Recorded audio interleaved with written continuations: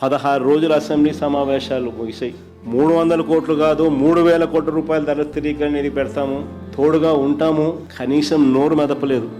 పైగా ఎమ్మెల్యేలకు ఆటలంట, ఎమ్మెల్యేలతో స్కిట్లంట.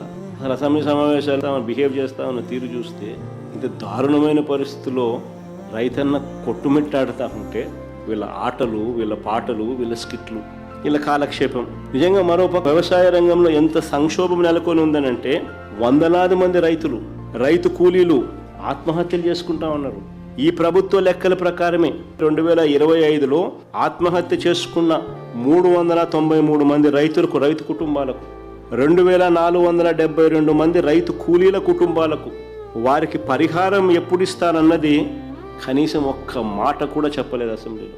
వ్యవసాయ రంగంలో ఉన్న సంక్షోభం గురించి, రైతుల కష్టాల గురించి చర్చించడం, మాట్లాడడం, వారికి భరోసా ఇవ్వడం, ఇటువంటివన్నీ కూడా కనీసం మచ్చుక కూడా చేయలేదు.